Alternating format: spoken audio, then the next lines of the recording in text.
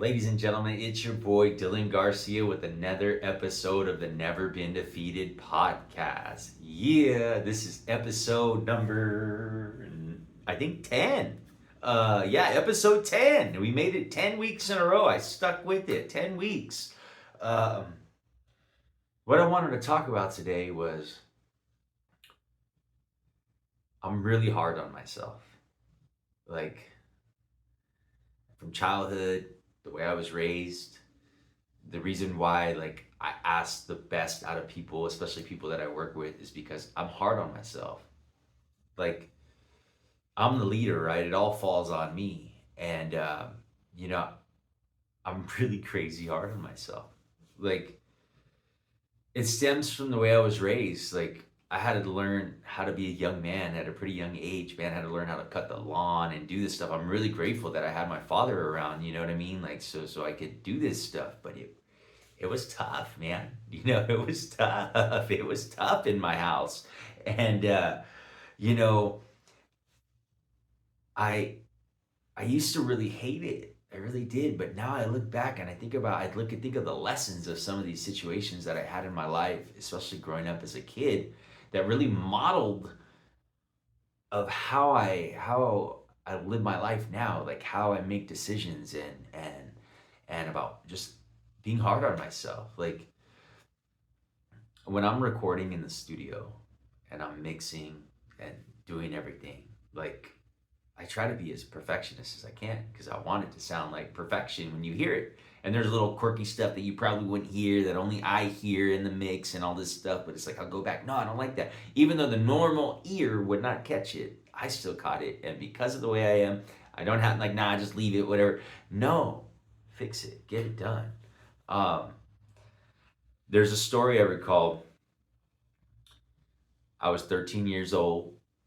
I was on the all-star team for baseball, and we traveled to another city to go play. And from being a star during the season, like, I didn't really get much playing time in all stars, and this was like right before high school. Like, all these favorites and all these people that were anticipated to be really good in high school, they were all playing, and we were all playing. Everyone went to different junior high schools, but the pitcher started struggling. And they had me playing like left field and shit when I've been playing shortstop all season. It sucked, man. I'm like, what the fuck? I killed it during the regular season, but because of the favorites, Dylan doesn't get a chance to play.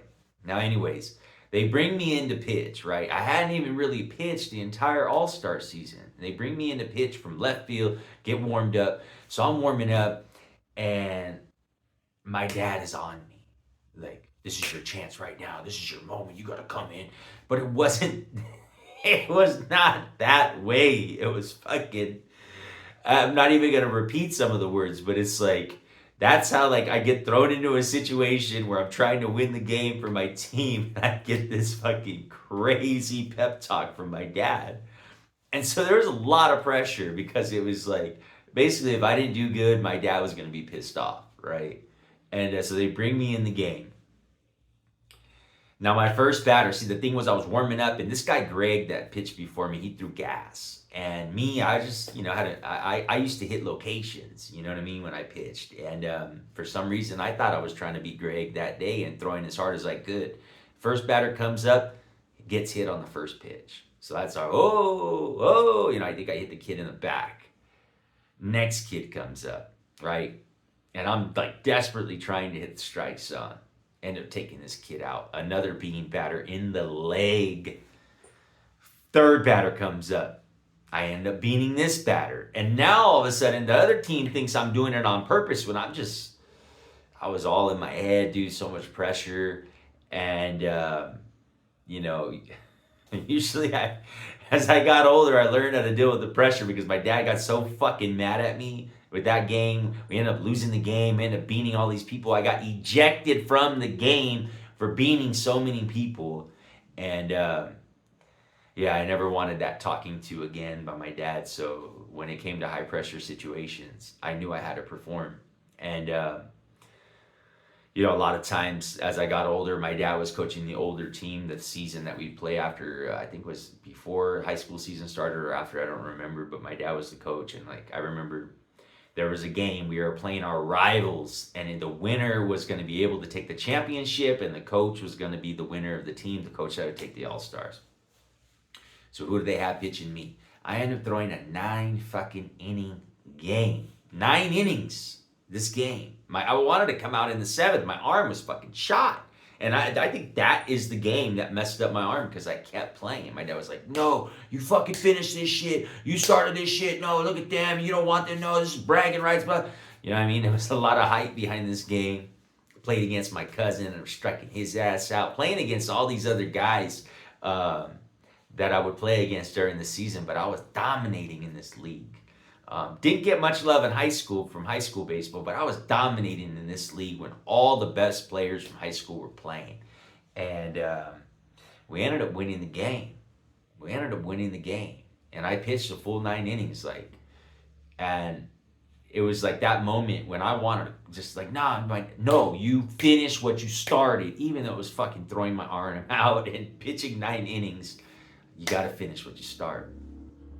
And so now fast forward to my life now, you know, a lot of these things that were modeled to me by my father, especially about being in high pressure situations and everything's on the line. I can compare the anxiety. I didn't get that much anxiety in baseball because I was so confident in my abilities.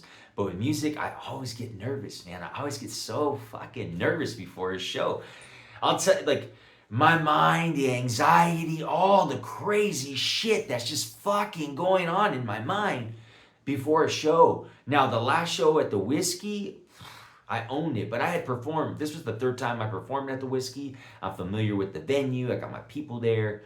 But then this last week, I went to San Bernardino to go perform on Sunday at a Raiders function, right? And I'm nervous. Like, I'm reconsidering what songs I'm going to play on my set list. I'm wondering if I got to call audibles like fucking Tom Brady, like depending on how the crowd is. Like, this is all the stuff that's going on in my mind as I'm getting ready to a show. Do I got to change the song order? Do I got to flip in a different song? What's the crowd feeling? Feeling the vibe? What should I do? Like, that's the kind of shit that I'm all thinking. I'm not up there just, yeah, I'm having a great fucking time. But at the same time, I'm looking at my side views and I'm trying to see how the crowd's reacting. But like the fucking tension and the fucking anxiety that comes before these shows, man. I guess you could say it can be a healthy anxiety because when I do perform, I get to fucking let out everything that I got on stage.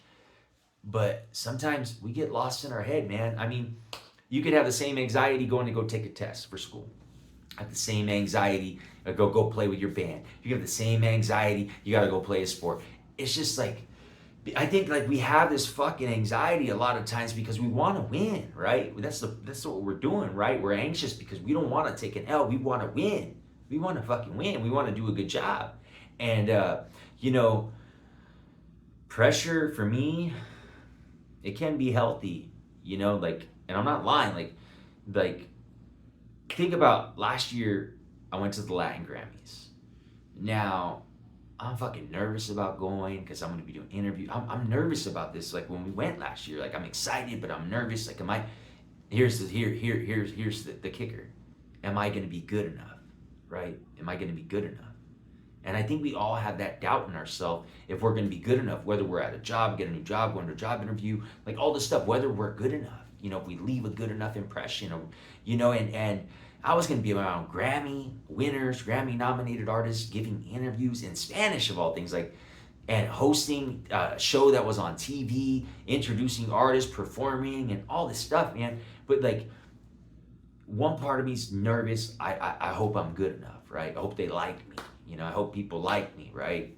And the second part of it was my dark side. Like, okay, I'm going to perform at the showcase, and I'm going to get someone's going to see me and invite me to go perform with them at an after party, which exactly fucking happened, right? So it's like, I have all this pressure, but then like I have this outlet of music when I go perform. Now in my daily life, do I have pressure? Yeah, we all got fucking pressures. I got to pay my bills. I got to make money. I got to make sure there's fucking food in the house. I got to make sure my dog's taken care of. I got to make sure my son's taken care of. I got to just make sure all this shit's taken care of. So yeah, we have fucking worries and we have anxiety. That shit's just normal, you know?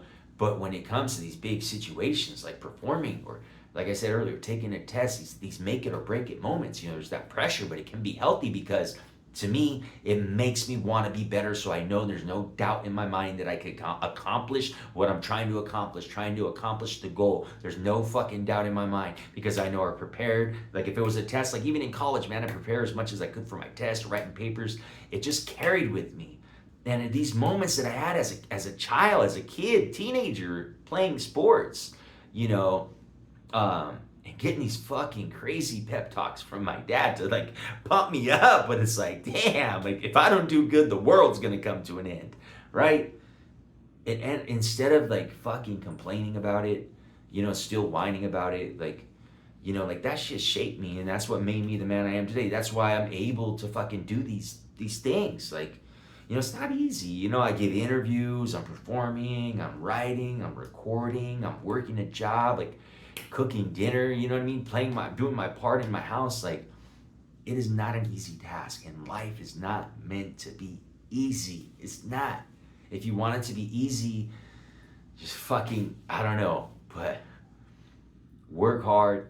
When the pressure's on, I do believe we rise up. We have it in us, inside of us, that when we're under tense pressure or we got these big moments that we got to accomplish, like it could be as simple as trying to get your driver's license. Imagine if you that was one thing that really fucked with you, was driving. Imagine the nerves and tension you'd have trying to get your driver's license. So I try to balance it that it's just ordinary pressure, but the pressure I got in my ordinary world is different because I'm an artist and I do music, but everyone's pressure in their world is different. Whether they got a family, they got a husband, they got kids, they have all these responsibilities, the pressure's on. So what I can say is this: don't succumb to pressure. Let me make sure, yeah, it's good, it's recording. Don't succumb to pressure. Life will be tough. Life is always tough. It's like, what do they say? Either you're going into a problem, you're in a problem, or just getting out of a problem, right? And right now I started reading a new book called Relentless. And I basically kicked my exercise routines up the fucking ante, like really pushing myself.